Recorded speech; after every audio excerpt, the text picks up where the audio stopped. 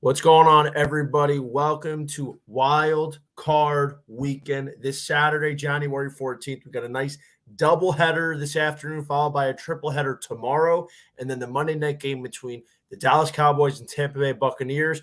We have NBC Sports Edge betting analyst Brad Thomas joining us. But first, Joey Calabrese, my little co-host, got into a little riff with your chooch of a cousin earlier today. But how you doing? Oh boy. We're good. As you can see, we're from the apartment now, no longer on Staten Island, and we're doing good. And I can't wait for this. So how's that new digs going? You like living on your own? Well, I live with my other cousin and one of his closest friends, and we have a nice little setup over here. One day you'll be over here. It's a really nice look and a view that overlooks the Hudson, Midtown, downtown Jersey City. I told you about it, right? So, yeah, so we have a really nice system in place. I enjoy living with them. They're great. Always been great to me. Yeah, but we got business to attend to. Yeah, we absolutely do. It's wild card weekend, Joe. So we have a lot of games coming on very shortly. Now, I just think that with the way this is set up, right? This weekend, we have either rematches or three matches. In three cases, it's divisional rematches. I I mean, there's a lot that could happen. We have three spreads that are pushing double digits here. We have a couple close ones with the Giants versus Vikings, Chargers versus the Jaguars. I'm looking for a lot to happen here. So while Brad Thomas is about to join us, let's start talking about some of our favorite looks in the Seattle game, taking on the San Francisco 49ers, who are laying 9.5 points. Total is about 42.5 right now. Who are you siding with? You taking almost 10 points with the Seahawks? Yeah, it's steep. If you want to lay the points, it's very, very, very steep. But as we both know, we've seen the 49ers and we've seen this Seahawks 49ers game already once with Brock Purdy as quarterback with the Niners. And the Niners were able to handle them quite well during the regular season in Seattle. So now this is, again, what you said, third game between these two teams this season, right? Mhm. But I think the line is a little steep. And I like the way Geno Smith played. I like the way he played down the stretch. He was able to steady the ship. He was able to keep the Seahawks alive. And because he did his job, they were able to make the playoffs because the Lions knocked out the Packers, right? And we all thought the Packers were going to win out and make the playoffs. So this is the kind of game where I'm looking at. Uh, we're going to say we're going to learn a lot about the Niners, right? Because the Niners have a lot of ways to beat you, right? We've said this once before. This is the kind of game where I'm more curious to see what happens with somebody like Christian McCaffrey because I want to see how the Niners skill position guys play in a game like this. But it's a very, very, very steep line, very steep. And being almost double digits, you feel like I have to grab the Seahawks with a 10, right? I mean, I think the Niners are going to win, and I think it's going to be a touchdown kind of game. But like the backdoor cover here at late in the game for the Seahawks, I think that is very, very much in play. So my early inkling is to take the Seahawks with the points, whether you got them at 10. I think they're at 9.5 now in most other places, right? Because they were bet down a little bit, but. And I also like the under in this game. I think it's going to be a very tight game, very low scoring game, right? I could see it being like 20-10 or something like that, even more low scoring than games were during the regular season. So, yeah, but my first inkling is to take the Seahawks with the points. Yeah, there's a lot of points here. I think this is probably pushing 10 in some spots. And I just feel like in a third match where Seattle got dominated in the first two, I mean, obviously San Francisco is the much more talented team. I think they arguably have the best roster top to bottom in football. But this is a lot of points. This is the playoffs. Brock Purdy, as well as he's played, I just don't think that he is worthy of being a 10-point favorite anywhere on this planet right now. And yes, I understand what kind of team he has around him, but This guy should not be laying 10 points in his 7th start of his career. His playoff debut. He hasn't earned it. Like, as well as he's done down the stretch of the regular season, the playoffs is a different animal. And like San Francisco, we've seen they've had trouble in the playoffs recently. So I think Seattle, Pete Carroll, like he's pushed all the right buttons this year. And I'm happy to see the Seattle Seahawks in the playoffs. I'm happy for Geno Smith. I feel like they find a way to keep this one close. I do feel like Seattle's going to come out early, punch him in the mouth. I like Seattle, the first quarter money line. You can get that about plus 200. So my theory is, like, it's not very scientific, but this is a sprint, not a marathon. So in theory, Seattle would probably have to get the ball first, have a nice 6-7 minute touchdown drive.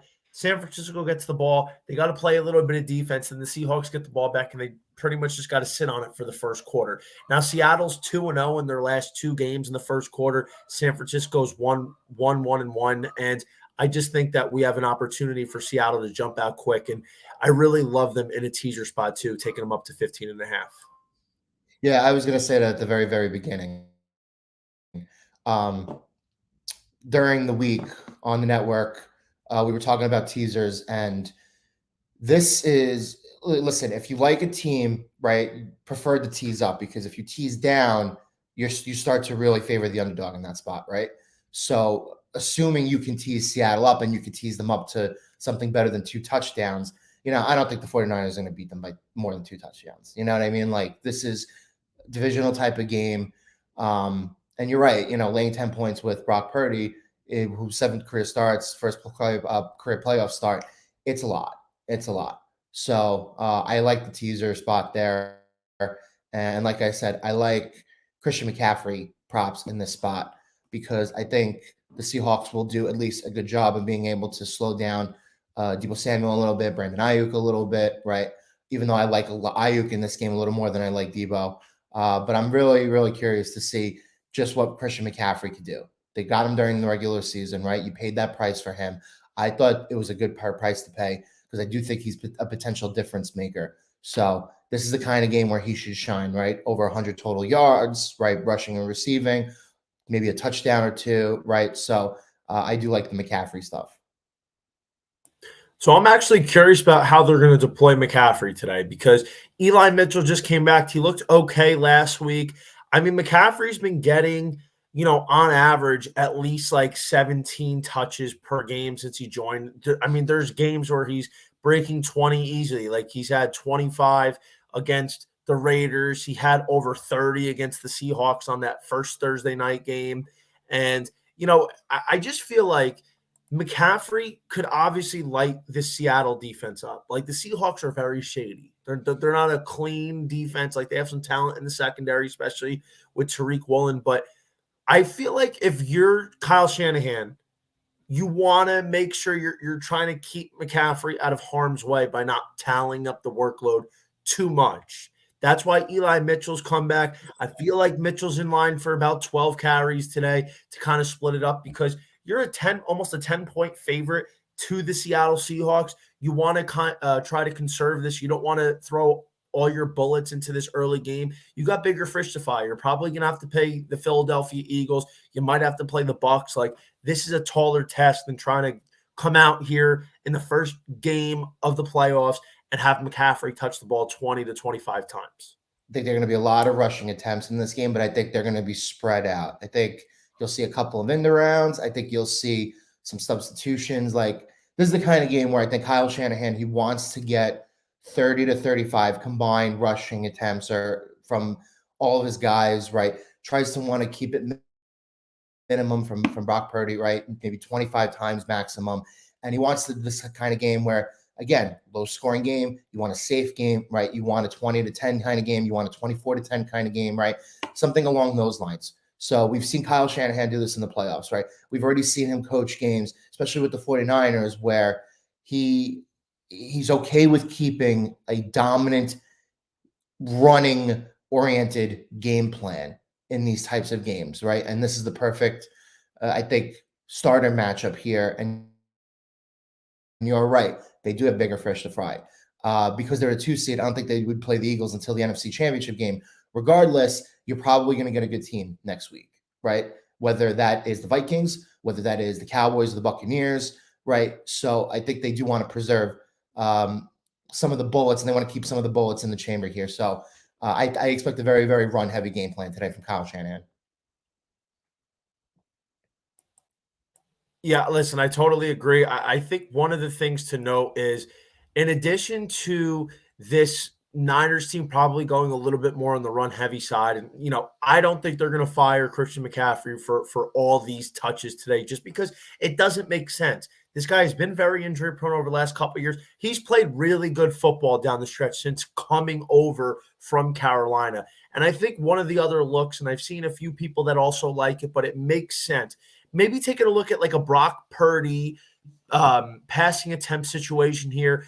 Under 27.5 makes sense. You're drinking a little bit of a vig with this one, a heavier tax. And like, if you look at what Brock Purdy's done, 20 attempts last week, 22 against the game against Washington, 26 against the game against Seattle, 21 against the game against Tampa Bay. And, you really look at it, he doesn't need to do too much. This is a self-sufficient offense. He just has to be a game manager and a captain of the ship. So I think we're on the same page here. We expect San Francisco to run the ball a little bit heavier. I think they get out to a slower start. We've seen a lot of time this year, teams that are huge favorites, they kind of dilly-dally a little bit out of the gate, and those underdogs that really want to pull off this upset, they're coming out firing. So that's why I think Seattle first quarter is a good look here. Brock Purdy under, and I would look at maybe taking an Eli Mitchell rush prop. I think he's probably in line for about 12 carries. I was going to say, what is the over-under on that? It's got to be like what, 4.5, 5, 5.5, right? Who, Eli Mitchell? Eli Mitchell. 9.5 carries at plus 112. Really? I like that, dude. I like that. No, I like that too, because like I said, I think in terms of total rush attempts, the Niners are averaging 30 to 35 over the course of these last few games of the season, right? So if you believe that McCaffrey is going to touch the ball, excuse me, give me 1 second. That gives me PTSD, nightmares. That ringtone. Yeah. So if you believe that Christian McCaffrey is going to touch the ball 18 to 20 times, and you believe that Mitchell is going to touch the ball 10 times, right there, that's 30, right? Factor in the couple of other carries from depth players, right? The screwy type of in-around plays that they usually run with their receivers. Factor in Brock Purdy leaving the pocket a couple times and rushing a couple times. Right there, you look at a 35 attempt, total rush attempts in the game, right? But I love that Mitchell play. I really, really do.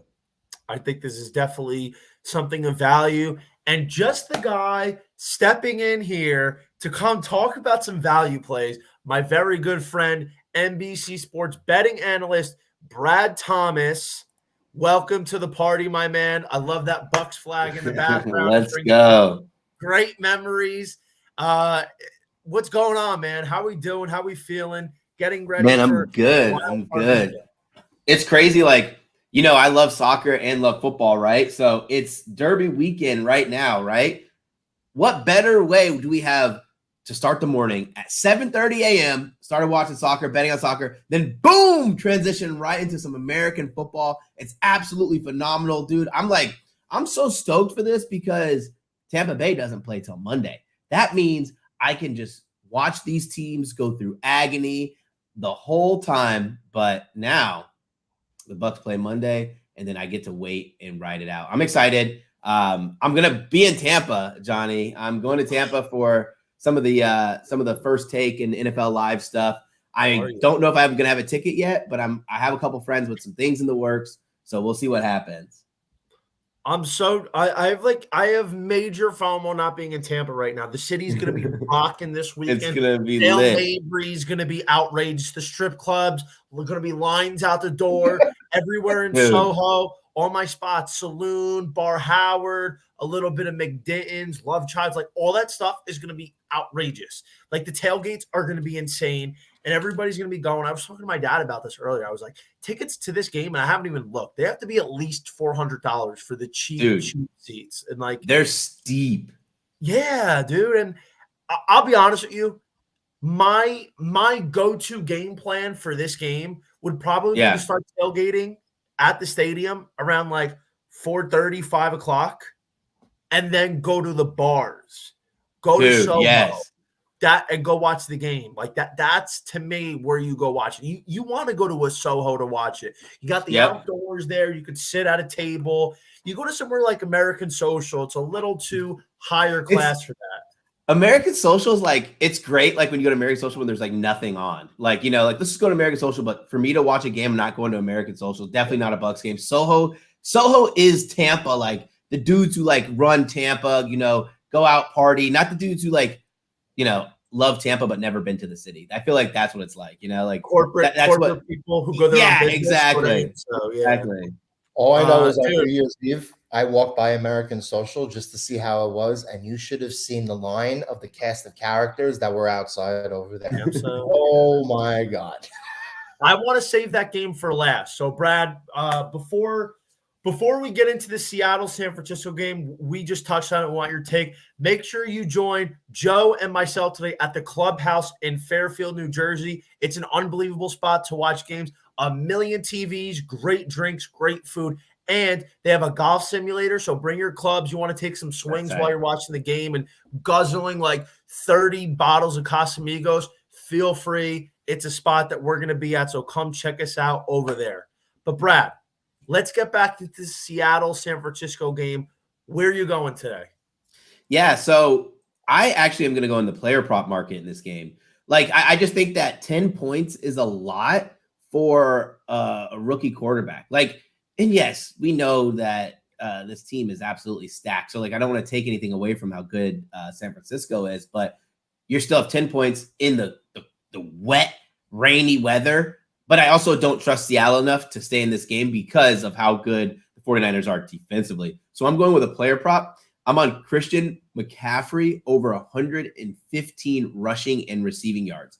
I could tell this story a million times, but the numbers only hit 3 out of 6 times, right? So we're not having a high hit rate. But what I love about this game is this prop is very select to the opponent they're playing in the environment that it will be. You have 3 things that work out really well for this player prop. The first one, wet and rainy with a rookie quarterback.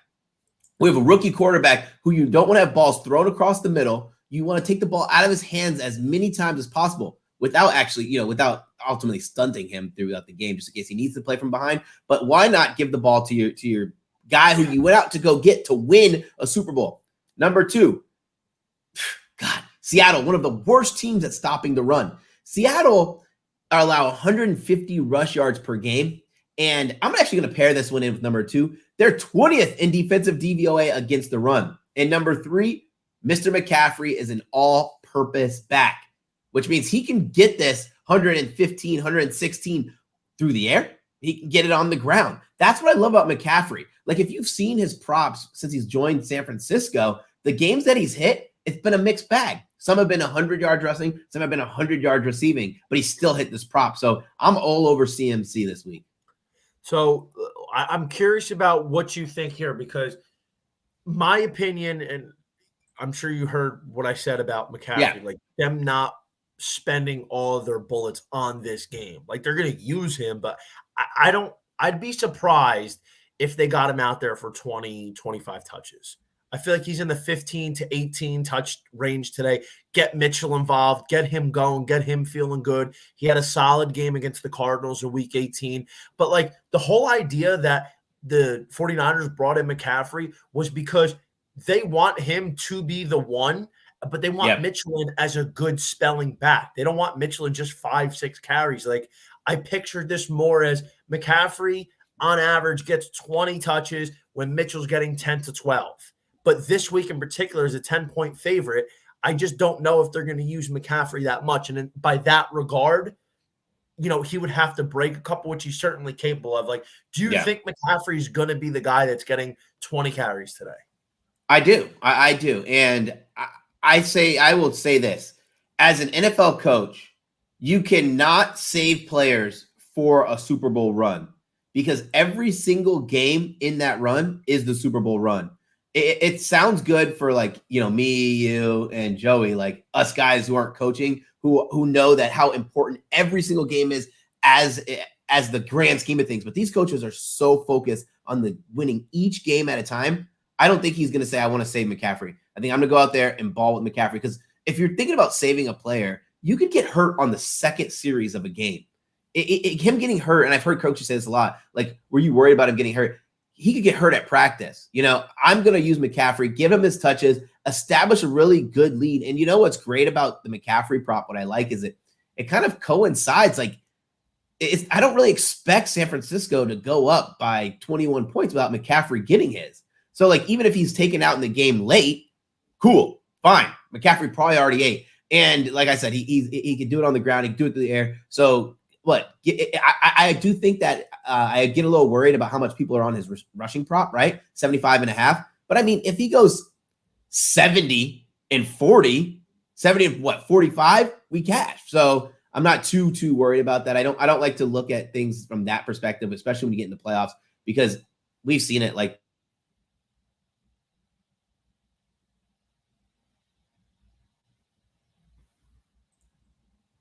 I cut out there for a minute. Cut out. That's a fair point, Brad. Am I back with you, Johnny V? Yep, you're definitely back with us. That's a fair point. And when you put it that way, I understand it. So, it remains to be seen. But McCaffrey taking his total yards pretty much most of the games is a good strategy. I do think he's going to find a lot of success against Seattle. He had almost 140 total yards last time these two teams played on that Thursday night, when I was screaming at the TV at our NBC outing at our holiday party for Nick Bosa to get sacked for Defensive Player of the Year. People probably thought something was wrong with me, but that's what happens when we got Nick Bosa. But all right, we got this night game here, and this is the one I'm really sweating. We got the Chargers -2.5 at the Jacksonville Jaguars with a total of 47.5. As you know, in Florida, right, North Florida, it's cold. It's not warm. Yeah. It's going to be high 30s, low 40s around kickoff time. And, in typical Brandon Staley fashion, he plays all of his starters, key starters, deep into the game in the third quarter. Mike Williams hurts his back, can't get on the team bus. He's out for this one. He's underselling it. Brandon Staley, he better not cost this for me, because I really have a lot invested in the Chargers mentally. So, Brad, please help me out with this one here. Man, this is a tough one for me to cap aside, right? Like, I looked at this one up and down, and I confused myself a little bit, right? Like, I feel like the Chargers on paper, even without Mike Williams, are the better team here. But Brandon Staley, I've said this before to you, Johnny, it makes me stressed out. Like, Staley's a defensive coach, but week in and week out, he has one of the worst rated defenses in the NFL. They've started to get healthy on the back end, but then Mike Williams goes down. What I do think about this game is I think we're going to see a ton of points. I took a little cheeky play. I took this game to be the highest scoring game of Wild Card Weekend. The special that I got was at plus 500. I actually think it's down to plus 400 now. Listen, if I like something like this, I'm not 100% playing it on value, so I'm totally cool with it. Still, it's plus 550. Oh yeah, it went up after. Oh, that's lowest. I was about to say what? It's plus 400 now. Oh, plus 325. I'm all over the place. So it's down $1.25 since I gave that number out. But I look at all the games, like Minnesota versus the Giants. We know that Daboll's team can play great defense. I do think Minnesota gets exploited on the back end, which allows for some points. But if we're just talking about pace of play, if we're talking about big play ability, both of these teams have the most. They're the most even. Which means if I want to shoot out, I don't want one team to go up and score 35 points and the other team struggles to get in the end zone. I want two teams who are going to duke it out, who are going to score points. And the weather, I'm not ultimately concerned. Luckily, the Jacksonville Stadium's not on the bay. Well, I'd be pretty concerned with cold and windy. But I like this. Look, we only have one other game. We only have one game in a dome, and that's the game that I'm kind of fading the total in that, and that's the Vikings game. So I thought it was a good play. If you guys don't like playing stuff like that, totally cool. Like, the over's fine with me too. Joe, who you siding with here? Johnny, you're not going to like what I'm about to say. Come on, don't tell me that. I want to hear it. I'm sorry, but I have to grab the points with the Jaguars. Oh, scumbag. As the season has gone on, they have improved. Doug Peterson is the kind of coach where he's always going to throw the kitchen sink likes to run a variety of plays, variety of different ways to beat you. I think what we've seen from Trevor Lawrence the second half of the season, I think what we've seen from Travis Etienne the second half of the season, right? I'm with Brad here. I think we're going to get a lot of points. I think we're going to go up and down the field. But I also do believe, Johnny, that the Chargers playing their starters last week, not really a great decision. You lost Mike Williams, and I thought Mike Williams would have been a big part of this game, right? So I like Austin Eckler, right? He had a tremendous season. The Chargers are still great on offense, but you know how I feel about Herbert, right? Herbert to me is the sexy stats guy. He's the fantasy guy, right? He's the guy that Twitter loves, right? I like the way the Jaguars have been playing, right? And in this spot, you're right. Like the weather is not going to be like 60, 70 degree weather. Like it's going to be a little cool out there, right? It's going to be playoff atmosphere. Jaguars haven't hosted a playoff game in a couple years. I love the way that they're playing, right? I think they have the better coach in Doug Peterson, and I'm getting home points in a primetime playoff game with them. It's like, Johnny, I'm sorry. I like the Chargers. I want the Chargers, for you, I'll root for them to win. But logic-wise says, like, I have to grab the points with the Jaguars in this spot. All right. I'm seeing them at roughly 2.5, mostly 2.5 in all these other places, right?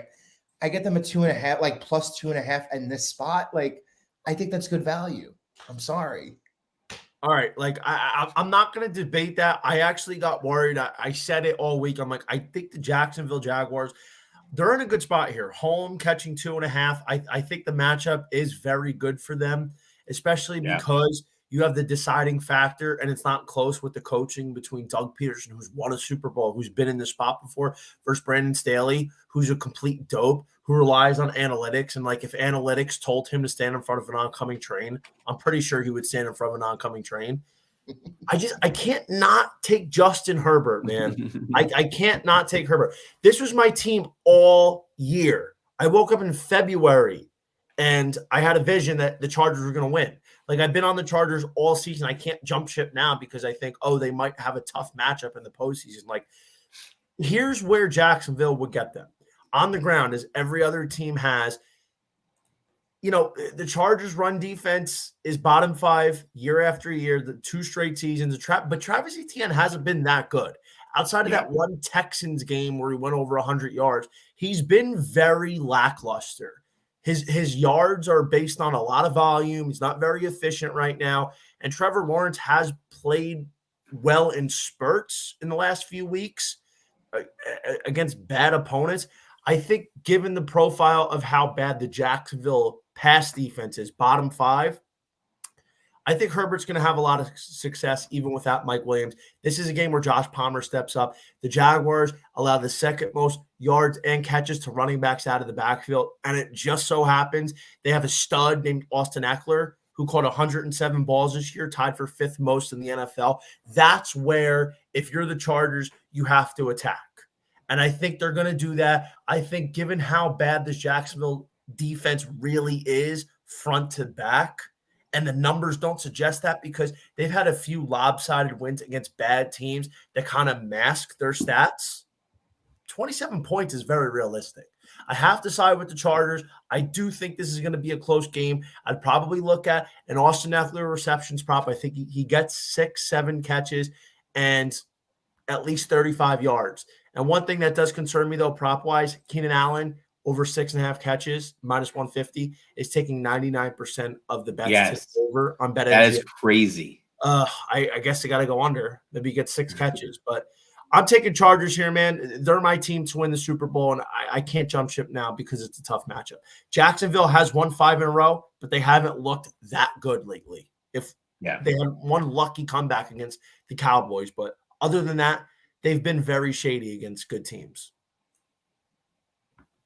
I agree there. I agree. I like there's this Jacksonville thing where everyone's talking, but like we are like a couple runs away from Jacksonville not even being in the playoffs. And it's not like Jackson was playing ultimately that great in that Tennessee game. Like, so I'm okay with taking the stance on the Chargers. Man, I just Staley, like, he just gets in his own way. And that's my hardest part of why I didn't take a side in this game. I think we're going to see a lot of these NFL matchups this weekend where we're going to wish we didn't take a side. Or just play totals and props. Yeah, that's why I'm not. I have a lot in futures invested, so I'm not taking much this weekend. I want. Yeah. I don't want to be involved in it. I can't handle it. Just too much invested in the futures market. I want to give a quick point here. Depending on who you like to win the Super Bowl, out of the AFC teams, I would say AFC because that's more likely. Don't take those teams to win the Super Bowl. Take the quarterbacks or the MVPs. Mahomes, Burrow, Josh Allen, Herbert. You'll notice the odds for those quarterbacks to win Super Bowl MVP is better than taking the team to win the Super Bowl. Those quarterbacks have at least a 95% chance to win the award should those teams win. They're not going to give it to somebody else. Patrick Mahomes got Super Bowl MVP when they beat the Niners, and Damian Williams had over 100 yards rushing and 2 touchdowns, and Mahomes still got it, and he turned the ball over 3 times. So that just goes to show, like, that's where the smart money lies. So I want to just make sure everybody understands that that's the better way. So, Joe, kick us off here with the Sunday games. First up, we got the Miami Dolphins at the Buffalo Bills, who are laying 13.5 points with a 43.5-point total. Do you think Miami's going to be able to keep this one close, or Buffalo just runs away with it?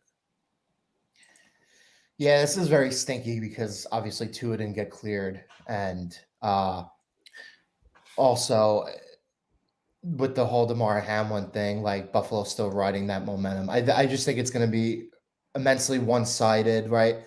And it's like nothing really about the game is like it stands out as something you want to bet, right? Do you want to lay 2 touchdowns with the Bills right now? I don't really want to do that, right? I mean, if you're going to look for something in this game, I do believe that Miami will eventually figure out a way to move the ball, because when you have Tyreek Hill and Jalen Waddle, right, as your 2 receivers, it's very hard to me to look at that situation and say, like, oh, this team's not going to score some points, right? They'll figure out a way to get points. But I do think that this is going to be like predominantly one-sided. Like, I could see like 31, like 17 or something like that, probably even greater than that. But like nothing stands out as like something sexy that you want to bet, right? So this is the kind of game where you're looking into the secondary props and stuff, right? And you're looking maybe to like parlay a value prop with like something you like in the game, right? But yeah, I think this is going to be one-sided. I think the Bills are going to continue to ride the momentum, right? They're the team I'd like to go to the Super Bowl. I think they catch Miami, unfortunately right here without Tua, but it's should be a slam dunk for them to open up the postseason. And because of that win, most likely they'll be in a scenario next week where they're going to play, I would say, either the Bengals, if they beat the Ravens without Lamar, right? I could see that scenario coming. So we'll talk about that game later. But yeah, that just very unsexy playoff game to start Sunday. But we're on the Bills. Yeah, I like the Bills as well. Like, but I'm not taking the spread here. This is just one of those sketchy things. I actually teased them with the Bengals. I could just see that Miami just plays enough defense and tries as hard as they possibly can to not get blown out. And we were talking about laying 2 touchdowns in the playoffs. We're talking about the playoffs. But yeah, there's no way you could convince me to take Miami here.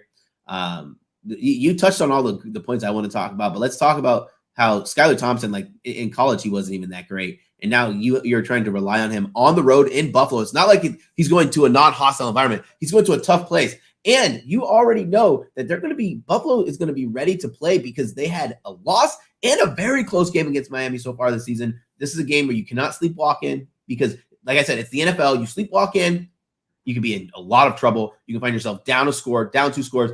If Miami scores first, oh my God, that's going to be such a mountain to cover 2 touchdowns. But I mean, if Miami scores first, I could certainly see them win by 10 points. And that's why I end up teasing them. I don't understand how Miami is going to win, let alone cover. I don't think Miami scores more than offensively. Let's take away a possible defensive touchdown or special teams touchdown.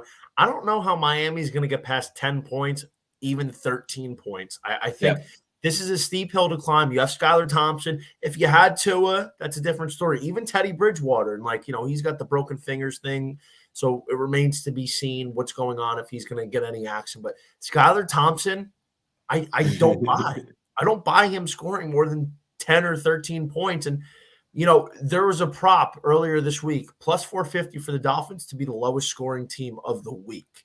And I gave that out. I gave it out to our guys on Bet the Edge. And now it's 3-1 on DraftKings. And I just don't, I'm trying to think of who could score. Who would be lower than the Dolphins? Maybe the Ravens, but I still think Maybe the Ravens. That's it. I still think the Ravens score 17 with Anthony Brown. I still think they score 17 here. I think Miami's got the clear edge to score lower. Like Tyreek Hill and Jalen Waddle, it doesn't serve them any benefit if they can't get the ball from this quarterback, this third-string quarterback, Skylar Thompson. I don't buy it. And Buffalo doesn't impress me either. So I would not be laying this number with them. I liked the team total earlier in the week when it was 25.5, 26.5. Now it's out to 28.5. Now we're basically counting on Buffalo to score 30 points, which I still think they probably do. I still think that's very realistic. But based on the way they're playing, dude, I don't trust Buffalo. I don't either. And this is a great situation for Buffalo to get a lead and just chill. It's going to be cold. You don't want your guys to get hurt in the cold weather. You don't want them to be banged up in the cold weather. It's going to they get up, they ride out. I actually was looking at divisional opponent under parlay before all the lines moved. It was plus 660, which I think is a pretty solid price. Yeah, and one quick note here. Yeah. Both of you should know this. How many times I've been saying it since the summer? I don't believe in the Buffalo Bills. Everybody does. Everybody crown them champions. They haven't done anything. Josh Allen has a tendency to play like an absolute moron. I don't understand why people think Josh Allen's a Super Bowl winning quarterback. Bro, he showed out in the game against Kansas City last year. And if they knew how to squib kick properly, I think we're having a different conversation about Josh Allen. But the fact is, he makes some of these dumb decisions I've never seen an elite quarterback make. He goes into triple coverage in the red zone. He did it last week. If it wasn't for Nyheim Hines returning 2 kickoff return touchdowns, we could probably be having a different conversation about what happened with Buffalo last week. Yeah. Josh Allen gets so much slack. Everybody thinks he's accomplished. He hasn't done anything. He hasn't won an MVP. He hasn't won a Super Bowl. He hasn't even been to a Super Bowl. Why do we think this is the Buffalo Bills' time? And the key reason why I didn't believe in them this year, I said it all summer. It's not going to matter in the regular season. But come postseason, the loss of Brian Daboll is going to rear its head. There's going to be a time when Ken Dorsey has to make an offensive call that he messes up that Brian Daboll would have got correct, in my opinion. I agree. Buffalo is in trouble when they play Cincinnati next week. I think they lose that game. I think the Bengals move on. Dude, I'm so glad you said that because I thought the Bengals were going to beat them in that game earlier. Listen, Josh Allen, and most of this has happened since Josh Allen hurt his elbow or hurt his arm, whatever. His placement on his passes is bad. And if you're not going to have pinpoint accuracy, you cannot try to fit it in tight windows. And for some reason, I don't know if Josh Allen someone told him he's the man and that's why he does it, but he tries so often and he throws these turnover worthy balls and people wonder oh my God, how are they not going to cover this freaking 14-point spread? It's because he's turning the ball over, thinking that he is the most precise quarterback in the world. I know you want your quarterback to be aggressive, but sometimes throwing the ball away is better than forcing it and turning it over. Well, sometimes, every single time. What am I talking about? Not sometimes. Yeah, I personally don't understand the love and infatuation with the Buffalo Bills. They're a good roster. The scales are tipped by a few outstanding players. The Diggs, the Josh Allens, was Von Miller. I mean, even a Jordan Poyer in the secondary. But other than that, man, they're a very they're a good roster. slightly above average. Nothing impressive, in my opinion. But, Yeah. I mean, listen, that's why they play the game, so we will see. I wouldn't buy much stock in the Buffalo Bills moving forward, though, in my opinion. But now we have the most intriguing game of the slate, in my opinion, on the Sunday 4:30 window. We have the Giants at the Vikings rematch. 3 points. It was a 3-point, 61-yard game-winning field goal on the right leg of Greg Joseph earlier in the season in Week 16. Do we think the Giants finally pull out this outright win? Brian Daboll gets his first playoff win as a head coach. Man, this is listen, I actually do lean New York here. Neither of them are very good defensively. A lot of them have their issues, but if I were to rely on one team to lock down enough defensively, I think that's the New York Giants. We've seen it time and time again where they can slow down teams. They can slow down big threats. And if you limit Justin Jefferson or you make them one-dimensional, that means you either get beat by Justin Jefferson or you get beat by Dalvin Cook. This Vikings team on the back end, their secondary is not good enough to withstand the grunt, withstand the blow that you're going to be giving them time after time. And what's even worse is they're really bad in that first level of defense in the passing game. So that's where you eat them up with Saquon Barkley. You don't need these big plays out of Slayton. Like, you just need to eat them alive, move the chains. And I know Brian Daboll's how many Super Bowls and championships he won now? 4? He's won 4 Super Bowls, 1 national championship at Alabama. Like, he has been there. He has done this. Like, he is seasoned. And I think they're just set up for success more than Minnesota. Until we see Minnesota actually have a game where they prove that they deserve the record that they have, it's hard. It's hard for me to believe it. Like, literally, Minnesota is the only team who won 10 games with a negative point differential in the NFL. Like, that should tell you all you know. I saw this guy, Jeffrey Benson of Circa Sportsbook. I literally love following him because he puts it in a realistic sports line setter's mindset. Like, he sets the lines for Circa. And when we ask about the Minnesota Vikings lines, they're always weird, right? Like, oh my God, Minnesota's only a 3-point favorite. Oh my God, Minnesota's a 2-point dog, but they have a winning record. And he says it like it is. He goes, sportsbooks don't value Minnesota because they're not as good as everyone thinks. And I am 100% in agreement there. Kirk Cousins makes too many mistakes. Their defense is too bad on the back end. And I don't think that they understand what it means to be a good team. They want to, achieve these crazy stats and all this blah, blah, blah. They want to party and dance. I want you to lock in from the opening kickoff until it's 000 on the clock, but they struggle to do that. So I lean New York here. That's a fair point. And I went on the Matthew Berry show the other day and subtle flex. And so my favorite look on the board this week was the Giants. I like them getting the 3. I liked them on the money line. I think I trust Brian Daboll more than Kevin O'Connell. And Kirk Cousins, he's 1-3 in the playoffs. Like, he's got a problem in the playoffs. And we've seen it enough to know that it's not a fluke. I don't think. Yeah. I think it's just who he is. He's not a guy that you trust in the playoffs. And I'm not saying Daniel Jones is that guy, but for all intents and purposes, they have a clear game plan.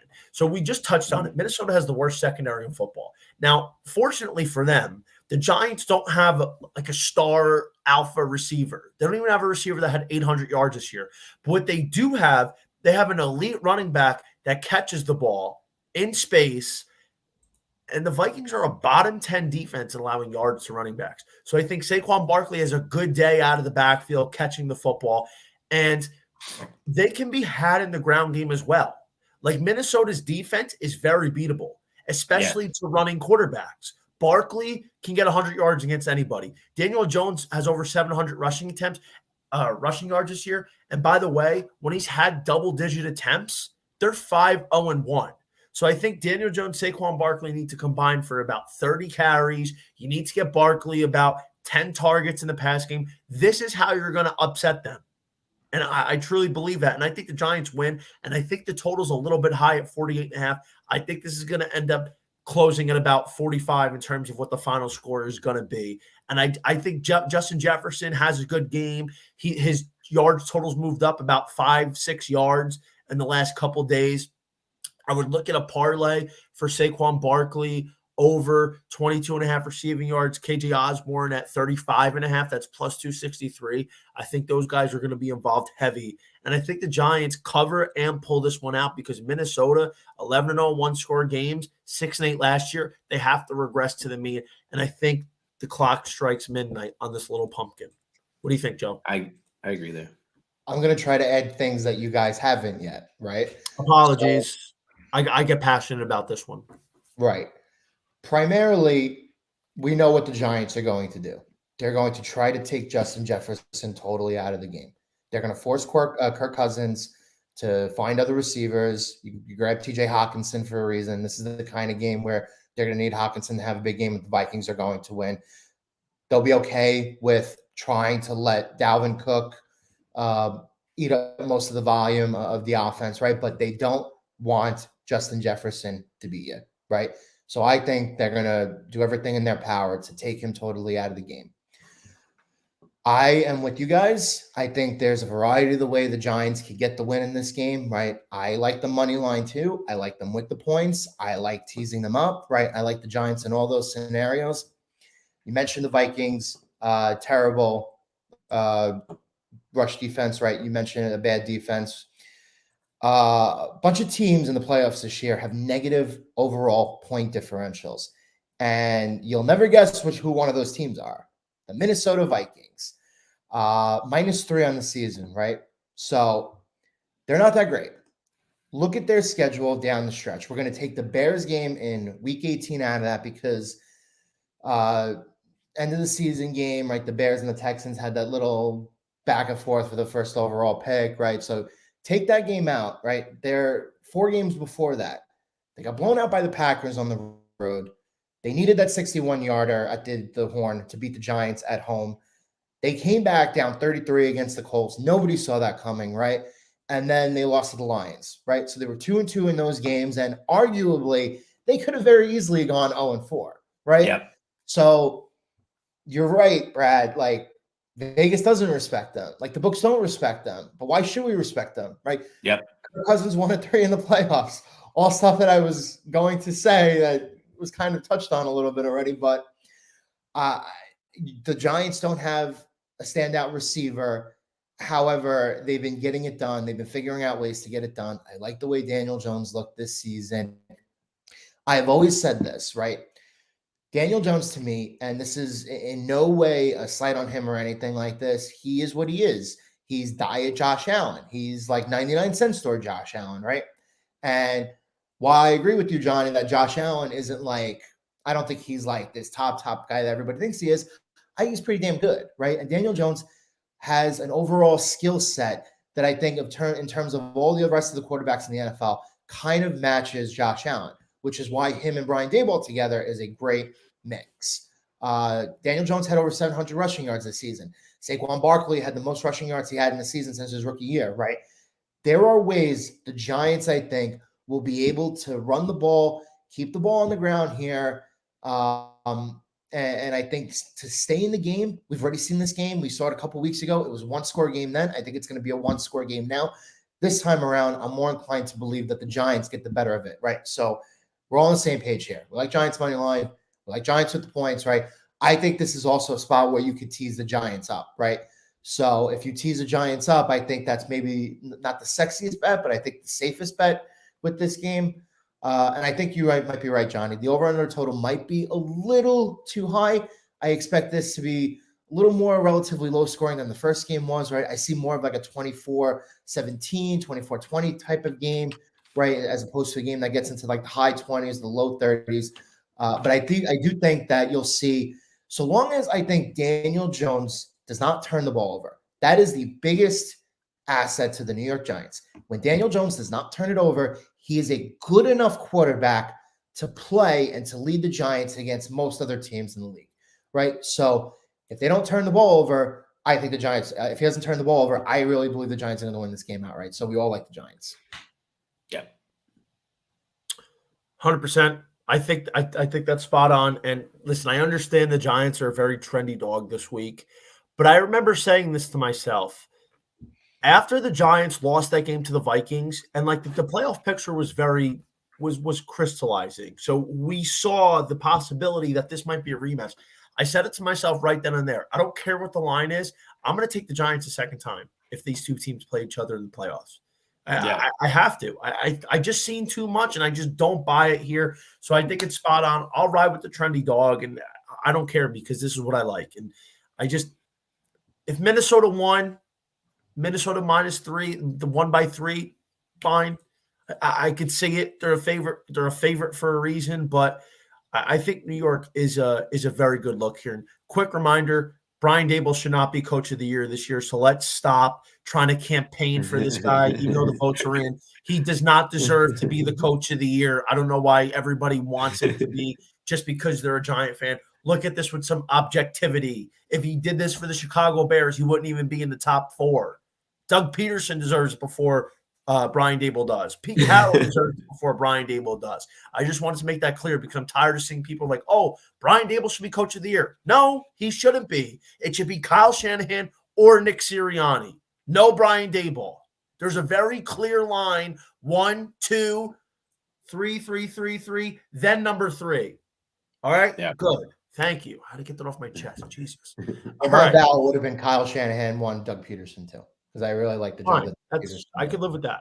I can live with that. But I agree with you. No Brian Daboll. It should be Shanahan based on what happened with the 9 season. And I'm not saying that because I have a big ticket on Shanahan. I get something if Brian Daboll wins, but I'm just saying objectivity, he should not be getting this award. All right, Brad. The night game, Sunday night. Sunday Night Football on NBC, Brad. The Baltimore Ravens at the Cincinnati Bengals. It was about a 6.5 line with all the Lamar, we don't know news. And then reports started coming out. Didn't look like he was going to play. And then obviously he's not going to play this week. And, it's with the Tyler Huntley injury news as well. Anthony Brown might be starting. This line got out to 9.5, came back down to 8.5. Do you think the Ravens have what it takes, regardless of the quarterback situation, to pull out this upset against the Bengals in the 3 match? No, I do not. I don't see this. It's not the fact that the Ravens aren't good enough without Lamar, because I think they're going to have to beat a lot of teams without Lamar and without Snoop. Like, if you look at them defensively, this is night and day from the Ravens team last year. We knew they were dealing a lot of injuries, but 7th in defensive DVOA. They're really good against the run. In the NFL, you stop the run, you pretty much cannibalize an entire team. But this is a Bengals team who started the season with pretty much rocky roads, and every single person was writing them out. And I say every single person, and I'm okay with including myself in that.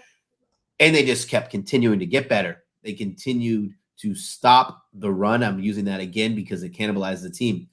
What's really impressive and really important to know about this game is you're not going to get beat through the air with Anthony Brown. Like, Snoop Huntley's out. And then I saw Lamar Jackson's tweet talking about his knee still in pain. He still has inflammation around the knee. So what are the Ravens going to want to do? They're going to want to run the ball. Cincinnati Bengals, one of the best running teams in the NFL. And then you pair that with their great offense. Like, listen, I hit a pretty sweet middle in the last time these two teams played. I had Bengals minus I got the early line at 4.5. And then I took Ravens plus 11.5. It was the sweatiest middle because it ended on 11.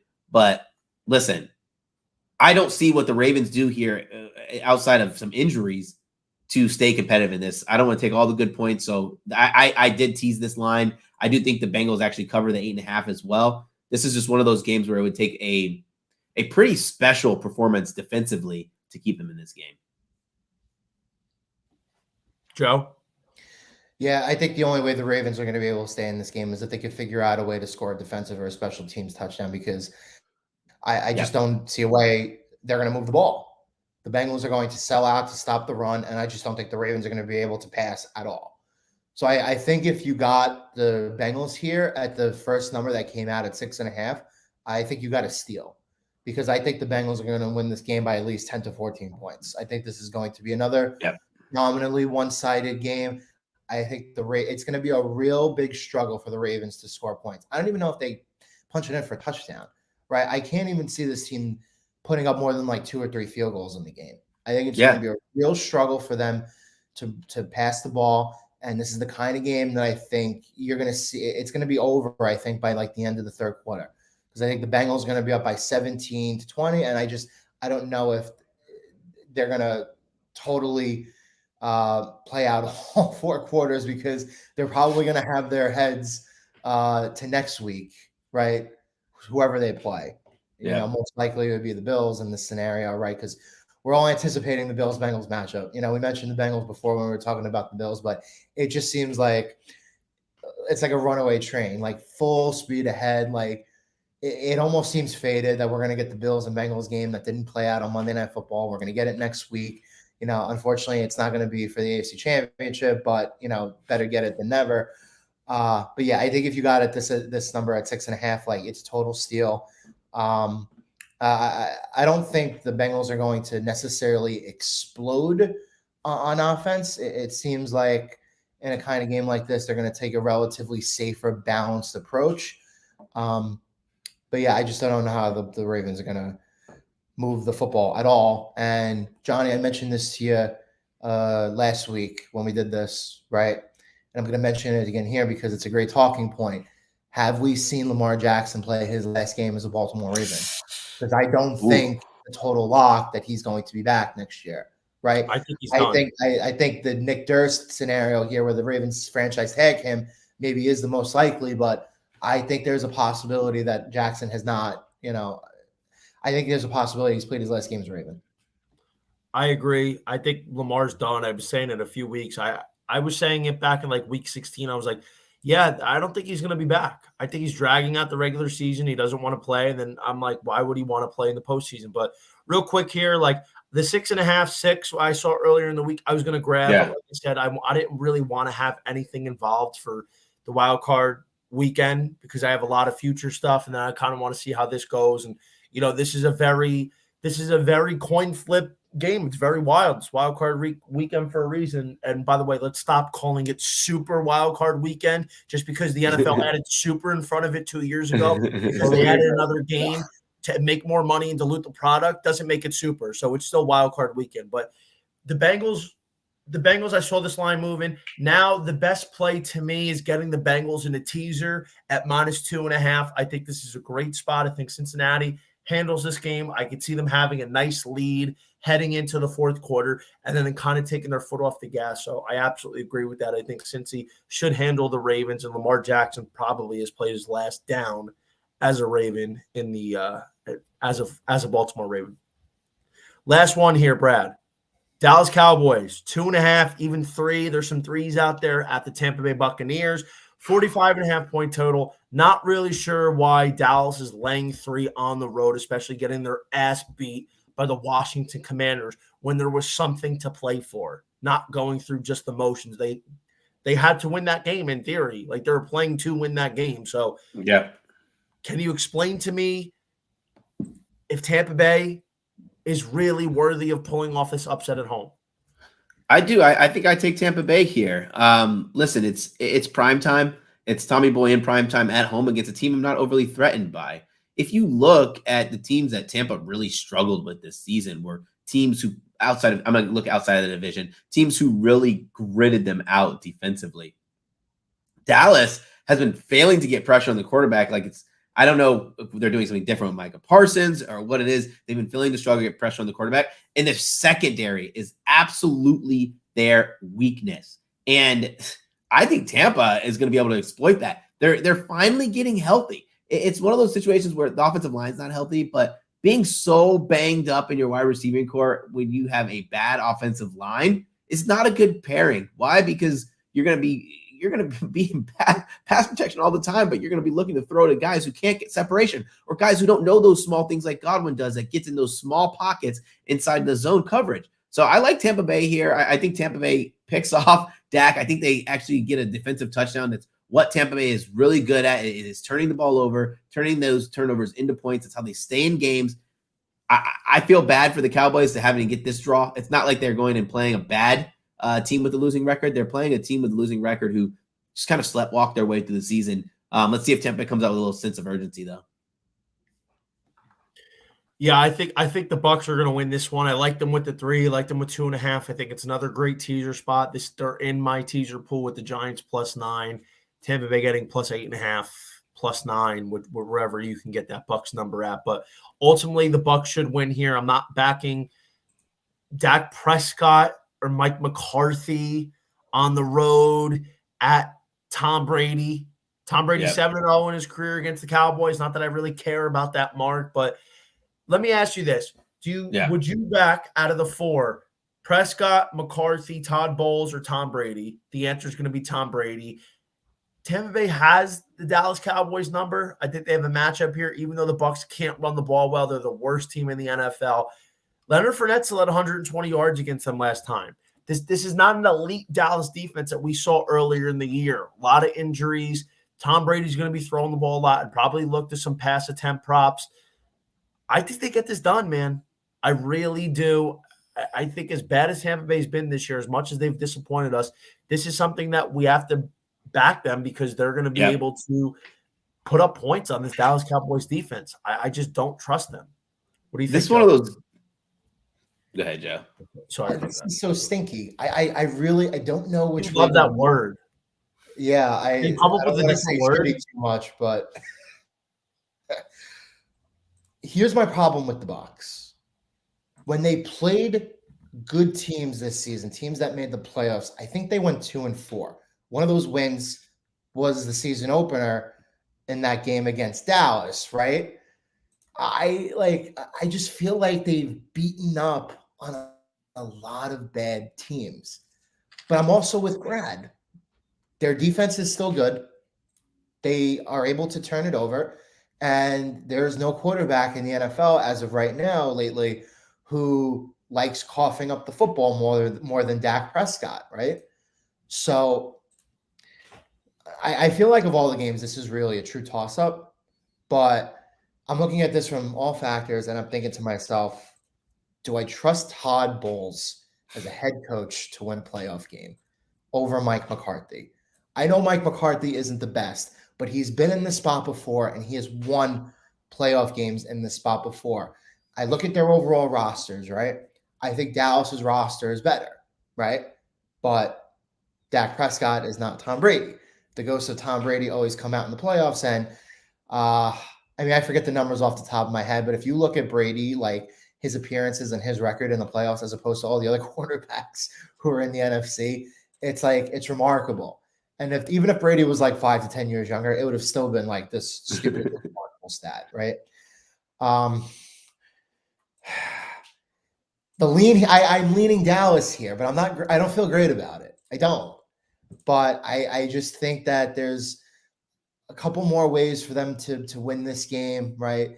They are a little bit banged up, but I do think that if Dak has a game where he doesn't throw more than an interception, if he can keep the turnovers at a minimum, right, and avoid giving Tampa the ball, I definitely think Dallas can end up clipping them and winning this game in this scenario. Like I said, I just don't like the way Tampa has looked against good teams this season. You look back a couple weeks ago to that Bengals game. They started really, really well, and then the Bengals completely took over that game for the next 2.5 quarters. They did not look great against the Niners. They lost to the Ravens. I forgot what week it was. I think their only 2 wins against playoff teams are against this Dallas team and Seattle, right? And I don't even think Seattle is that great of a team. I think heads up on a neutral field, if you were to have a playing game from like Detroit after coming off that win last week in Seattle, I would have taken Detroit in that game, right? So I don't even think they're the 7th best team in the NFC. So I don't trust Todd Bowles. I don't trust Tampa the way they looked against good teams. But I think this game is a true toss-up. I really think this is the one game where either team can win. But I'm going to lean, begrudgingly, with the Cowboys here, even though I don't like it.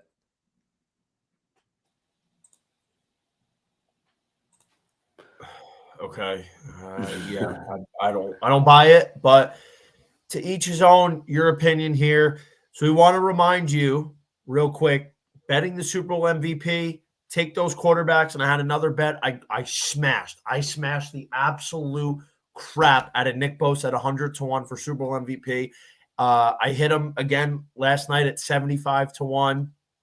I just think Nick Bosa I think the Niners get to the Super Bowl.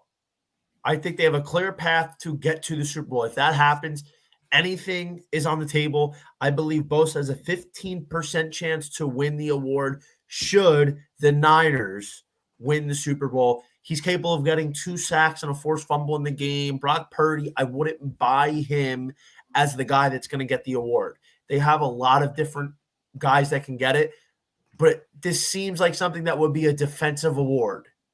And should that happen, the best player on the best defense who makes an impact play. It seems like for the number, something that we absolutely have to have. So definitely make sure you pick up some Bosa before today starts. And as always, let's give the quick gambling Guinea's best betting trend. Love me the Giants +3. Love them on the money line. I love the teaser Giants +9, as well as the Bucks +8.5 / +9.